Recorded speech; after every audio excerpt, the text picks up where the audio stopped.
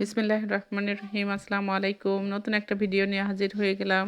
আমি আজকে লাচ্ছা রান্না করব। এর জন্য দুধটা জাল করে নিচ্ছি। দুধ, কিশমিশ, চিনি দিয়ে সুন্দর করে ঘন করে দুধটা জাল করে নিলাম। এখন আমি কিশমিশ আর বাদাম ভেজে নিব, নিয়ে সেই লাচ্ছাটাও ভেজে নিব। একটু ঘি দিয়ে আমি কিশমিশগুলো ভেজে নিচ্ছি। কিশমিশগুলো ভেজে নিলে একদম ফুলে ফুলে দেখেন কত সুন্দর হয়ে উঠছে, সাদা সাদা হয়ে গেছে। এখন আমি বাদামটাও ভেজে নিলাম একইভাবে। এখন আমি একটু লাচ্চাগুলো ভেজে নেব। লাচ্চাগুলো ভেজে নিলে ফ্লেভারটা খুব সুন্দর আসে, খেতেও বেশ মজা হয়। লাচ্চা কতদিনে বানায়, কিভাবে রাখে আমরা আসলে জানি না। লাচ্চাগুলো একটু ভেজে নিলেই সবচেয়ে বেটার হয়। তো আমি 2 প্যাকেট লাচ্চা ভেজে নিচ্ছি। ভেজে নিয়ে আমি ফিরে আসছি। আপনারা যদি লাইক দিতে ভুলে যান, অবশ্যই লাইক দিয়ে কন্টিনিউ করতে থাকবেন। ফেসবুক থেকে দেখলে অবশ্যই ফলো করবেন। ইউটিউব থেকে দেখলে অবশ্যই সাবস্ক্রাইব করার চেষ্টা করবেন। আমরা অনেক কষ্ট করে একটা ভিডিও রেডি করি, সেই ভিডিওতে লাইক কমেন্ট যদি না পড়ে তাহলে কিন্তু ভিডিও করার উৎসাহটা একদমই থাকে না।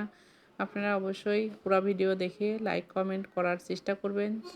এইভাবে আমরা সবাই সবার পাশে থেকে সামনের দিকে এগিয়ে যাওয়ার চেষ্টা করব।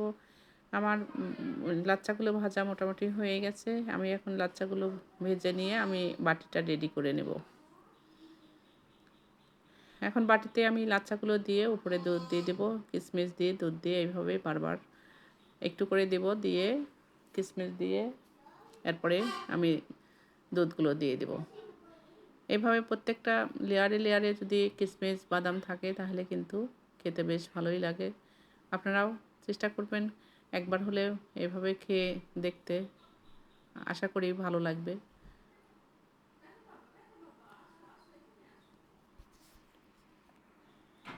তো এইভাবে আমি দুধ যে পরিমাণ লাগে ওই পরিমাণ দিয়ে দিচ্ছি। কুসুম কুসুম গরম দুধ হলেই হয়ে যাবে। একবারে বেশি গরম হলে কিন্তু লাচ্চাগুলো একদম গলে যাবে। আর একবারে ঠান্ডা হলেও দেখা যাবে যে এটা মিশবে না, তাহলে কিন্তু খেতে অতটা ভালো লাগবে না। এই তো আমার উপরেও দিয়ে দেওয়া হয়ে গেল। এইভাবে আমি পরের বারও দিচ্ছি একই রকমভাবে দিয়ে আমি এটা আপনাদের কেটে দেখাচ্ছি। কেটে দেখালেই বোঝা যাবে কেমন হয়েছে।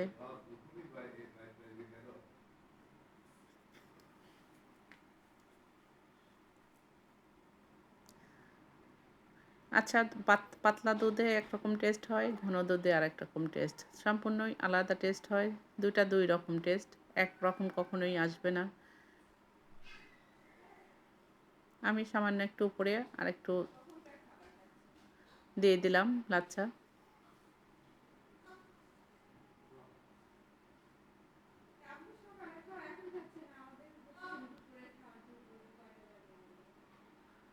এই তো আমার লাচ্ছা হয়ে গেছে রান্না। আপনারাও ভালো থাকবেন, আমার জন্য দোয়া করবেন। আল্লাহ হাফেজ। ফি আমানিল্লাহ।